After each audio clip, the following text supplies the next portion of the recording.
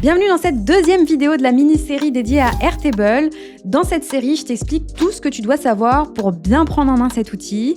Et pour rendre ça plus concret, on construit ensemble un CRM client complet. Je m'appelle Céline, je suis passionnée d'organisation, d'outils et de business en ligne. Sur cette chaîne, je te donne des conseils et des astuces pour organiser ton business, mais aussi celui de tes clients. Abonne-toi et clique sur la cloche pour ne rater aucune de mes prochaines vidéos. Aujourd'hui, on passe à l'étape suivante, c'est-à-dire à l'automatisation. Tu vas voir comment mettre en place des rappels de relance automatique et faire en sorte que ton suivi prospect soit fluide et efficace sans que tu aies à tout faire manuellement.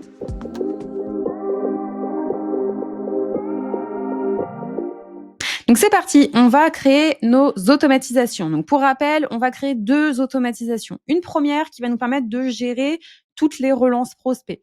Donc elle va être en 2 étapes. Cette automatisation, la première qu'on va paramétrer, elle va nous permettre de faire 2 choses. 1, d'envoyer un message dans Slack au canal, par exemple des personnes qui gèrent tous les prospects, donc peut-être des setters ou des closers, peu importe, qui vont permettre en fait d'envoyer une notification pour avertir qu'un prospect est à relancer. Cette automatisation, elle va être créée en fonction ici du statut, de la formule qu'on a créée. À partir du moment où ce sera oui, ça va partir dans le Slack, donc à partir du moment où la date de dernier contact a dépassé 7 jours. Et deuxième chose qu'on veut faire, c'est mettre automatiquement à jour le statut et le passer automatiquement dans à relancer à partir du moment du coup où la date elle a bien dépassé 7 jours. Donc ça c'est la première automatisation qu'on va faire.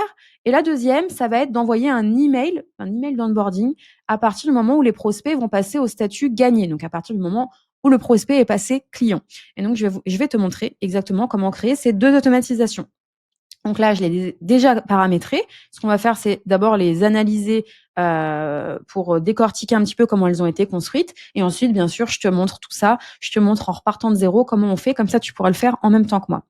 Donc la première, pour les relances prospects, on a un déclencheur qui est donc lorsqu'une entrée correspond aux conditions. Et donc, si elle correspond aux conditions, ensuite, bien sûr, on va paramétrer quel type de conditions. Dans le tableau, on a bien sélectionné le tableau des prospects. Et donc, les conditions, c'est quand donc le statut relance contient oui, puisque rappelle-toi, la formule est soit en oui, soit en non. Et quand le statut n'est pas à relancer, n'est pas non plus devis envoyé, n'est pas non plus perdu et n'est pas non plus gagné. Pourquoi j'exclus en fait tous ces statuts?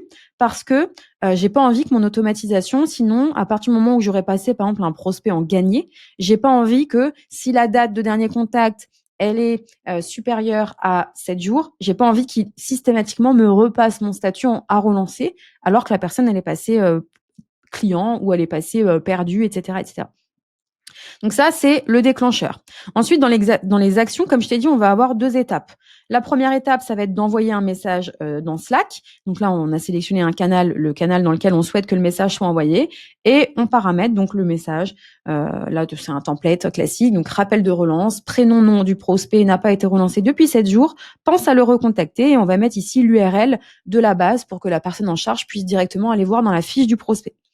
Et la deuxième action, c'est donc de mettre à jour l'entrée, donc le statut. Et donc là, toujours dans la base prospect, on va aller chercher l'entrée en question et lui dire que on veut que le statut passe c'est à nous d'aller le sélectionner, en relancé.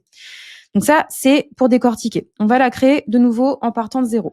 Hop. Donc on a dit, dans le déclencheur, je veux qu'on aille sélectionner lorsqu'une entrée correspond aux conditions. On sélectionne le tableau prospect et dans les conditions, c'est ici qu'on va aller paramétrer. Donc, quand relance contient oui, et on rajoute une condition. Quand le statut n'est pas relance, à relancer. Quand le statut n'est pas devis envoyé. Quand le statut n'est pas perdu et quand le statut n'est pas gagné. Hop, donc là, on a la première étape qui est correctement configurée. Ensuite, on passe aux actions. On veut rajouter une action et on a dit la première, envoyer un message dans Slack. Donc là, tu as un certain nombre d'intégrations directement dans Airtable, dont Slack. Donc, on va cliquer sur celui-ci et sur envoyer un message. On peut ici rajouter un libellé, une description. Ce qui va être utile, ça, c'est surtout quand on a des automatisations un peu complexes avec plusieurs étapes pour identifier à quoi correspond chacune des étapes. Le compte Slack, donc on va aller sélectionner le bon ou alors on va en associer un nouveau. Hop, donc moi, il est déjà connecté, donc j'ai pas besoin. Je sélectionne le canal dans lequel je souhaite diffuser le message et ici, bon, Voilà, je ne vais pas recréer le message de 0. Je vais juste le copier pour vous montrer comment le personnaliser. Hop. Donc là, j'ai les champs, bien sûr, qui sont à remodifier. Hop. Et donc, pour ajouter les champs dynamiques, donc où est-ce que ça va aller chercher dans la table les champs? J'ai un petit plus ici. Donc là, je vais aller tout simplement chercher le prénom. Je mets un espace. Je vais aller chercher le nom. Hop. Et je m'assure... Mince, je ne l'ai pas copié au bon endroit. Hop, le nom ici, et je m'assure qu'il y ait un espace. Sinon, ça va faire tout boudiner. Ici, je vais mettre un saut de ligne et je vais aller chercher l'ID de l'entrée Airtable. Hop. En nom du bot, je vais pouvoir mettre n'importe quoi. Là, je vais mettre Airtable. Comme ça, je sais que ça vient d'Airtable. Hop. Et donc, ma première étape est bien configurée. Deuxième étape, je veux mettre à jour le statut, mettre à jour l'entrée. Et donc là, pareil, je peux mettre un libellé. Dans le tableau prospect, là, je vais aller chercher ici l'ID de l'entrée Airtable qui correspond aux conditions juste avant. Et dans le champ, donc, eh bien, en fait, je veux modifier, mettre à jour ici le statut et je veux qu'il passe en à relancer. Hop, voilà. Là, je vais désactiver hop, celle-ci et je vais activer celle-ci juste pour vous montrer que ça fonctionne correctement. Et donc, pour respecter les conditions, ici, je vais faire passer, par exemple, Céline Bonifacio, je vais la repasser en prospect. On va attendre quelques secondes, hop, et voilà. J'ai mon statut qui s'est mis automatiquement à jour. Voilà, comme en fait la date de dernier contact, elle est supérieure à 7 jours, j'ai bien mon statut qui est venu se mettre à jour. Et deuxième chose, quand je vais dans Slack, dans le canal que j'ai sélectionné, j'ai bien ici mon automatisation, mon message qui vient de se lancer. Donc, rappel de relance, Céline Bonifacio n'a pas été relancée depuis 7 jours. Hop. Donc ça, c'est la première étape, la première automatisation que je voulais que l'on crée. Il y a quelques années, je faisais exactement comme toi. Je regardais des vidéos tutos pour me former à des outils parce que j'adorais créer des systèmes d'organisation sans vraiment savoir que je pouvais en faire un véritable business. Aujourd'hui, c'est mon métier et je génère plusieurs milliers d'euros par mois grâce à ça. Si tu veux savoir comment transformer cette compétence en une activité rentable, je t'ai préparé une formation 100% gratuite dans laquelle je t'explique comment générer au minimum 5 000 euros par mois de manière stable grâce à cette activité. Tu peux y accéder tout de suite en cliquant sur le lien qui se trouve en description de cette vidéo. Ensuite, la deuxième, c'est celle-ci, c'est l'envoi d'un email à partir du moment où le prospect va passer au statut gagné. Et donc là, en déclencheur, on va sélectionner lorsqu'une entrée est mise à jour. On va toujours sélectionner le tableau de prospect et on va sélectionner également la vue dans laquelle on souhaite aller chercher le prospect en question. Donc là, on va rester sur la vue globale. Et on va vouloir également faire en sorte que ça se déclenche à partir d'un statut. Donc ça, c'est le déclencheur. Ensuite, dans les actions, on a mis différents types d'actions, c'est-à-dire qu'on a déjà rajouté en première étape une condition. Je veux que l'action, elle ne se déclenche qu'à partir d'une certaine condition, c'est-à-dire uniquement si le statut est au statut donc gagné. Ça, c'est la condition pour que l'action se déclenche. Et ensuite, l'action qui va se déclencher si cette condition, elle est respectée, c'est l'envoi d'un email. Donc là, pareil, j'ai mis un libellé. L'envoi d'un email, donc l'action sera exécutée que si le statut est gagné. On va sélectionner le compte Gmail que l'on souhaite utiliser. On pourrait également utiliser ici l'envoi directement depuis Airtable, par exemple, mais il faut être dans un compte payant. Le destinataire, donc là, on va simplement aller chercher le champ email du prospect. Donc là, attention à bien s'assurer à la personne du coup qui est en charge de closer, par exemple, de s'assurer que l'email est bien mis à jour en dernière étape. Hein. Ensuite, on va sélectionner, donc paramétrer un objet pour notre email et un corps de message pour notre email. Donc, pareil, on va aller créer cette automatisation en partant de 0. Hop. Donc là, rappelez-vous, la première étape, c'est lorsqu'une entrée... Non, pardon. Hop, c'est pas lorsqu'une entrée est créée, c'est lorsqu'une entrée est mise à jour. Hop, on va modifier le trigger. On sélectionne le tableau prospect.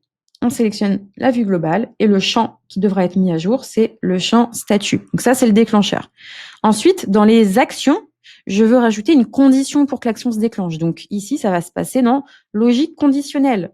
Donc là, je vais rajouter ma condition. C'est si le statut est gagné. Et uniquement si cette condition est respectée, je veux ajouter une action qui va être l'envoi d'un email. Donc moi, je vais connecter sur Gmail, envoyer un email. Donc là, on peut mettre par exemple email onboarding. Hop. Donc là, j'ai la condition qui s'affiche. Je connecte mon compte ou bien je sélectionne celui que je veux. Dans le destinataire, je vais aller chercher l'email de mon prospect. Ici, par exemple, je peux mettre bienvenue et je peux de nouveau aller chercher le champ prénom, par exemple. Hop, bienvenue. Pareil que tout à l'heure, je vais aller copier mon email, comme ça, j'ai pas besoin de le recréer. Il est là. Hop. Je copie mon email. Hop. Donc là, on va rechercher le prénom de mon prospect devenu client. Merci pour ta confiance. Voici les prochaines étapes. Donc là, dans un email de bienvenue, on souhaite guider notre client sur les prochaines étapes à faire si on a besoin de récupérer des documents, si on a besoin de lui faire signer un contrat, si on a besoin qu'il remplisse un formulaire, etc., etc. Donc là, on va lui lister, bien sûr, toutes les étapes. Donc signer ton contrat, lui expliquer que ça peut être éventuellement envoyé d'un outil externe ou lui mettre directement le lien. Remplir le questionnaire d'onboarding. Et donc ça, suis bien la suite de cette mini-série puisque dans la vidéo numéro 4, je te montre comment créer ce fameux questionnaire d'onboarding pour que toutes les informations nécessaires pour suivre et gérer et délivrer ton client se mettent dans la base, dans le tableau client. Et je te montre également, du coup, comment récupérer l'URL qu'on va venir modifier dans cet email d'onboarding dans la vidéo numéro 4 de cette série Airtable. Donc là, on le laisse vide pour la configuration, mais on va venir y revenir dans la vidéo numéro 4 pour le mettre à jour. Si tu as des pièces jointes, tu vas lui mettre toutes les pièces jointes nécessaires. Et pareil, on va venir donc désactiver celle-ci, activer celle-ci pour venir la tester. Et donc, pour la tester, je vais passer Céline Bonifacio au statut gagné. Hop, on est bien au statut gagné. Et donc, je vais aller dans mes emails et je vais rafraîchir et j'ai bien voilà l'email donc envoyé par moi là pour le coup. Bienvenue Céline, bonjour Céline, merci pour ta confiance, tatati tatati tatata. Voilà. Donc là, on a bien nos 2 automatisations qui ont été créées correctement pour notre CRM client. Ton suivi prospect est maintenant automatisé, fini les oublis de relance, tout est bien cadré et ton CRM commence à travailler à ta place. Dans la prochaine vidéo, on va ajouter une dimension un peu plus visuelle et intuitive en créant une interface de suivi pour tes prospects et tes clients. On va voir notamment comment afficher de façon un peu plus sympa les prospects à relancer et comment créer un répertoire visuel pour tes clients. Si tu veux rendre ton CRM encore plus pratique et agréable à utiliser au quotidien, je t'assure que tu n'as pas envie de rater cette prochaine vidéo. Alors pense à t'abonner si ce n'est pas déjà fait et dis-moi en commentaire quelle autre automatisation tu aimerais que je te montre sur Airtable. On se retrouve très vite pour la prochaine vidéo.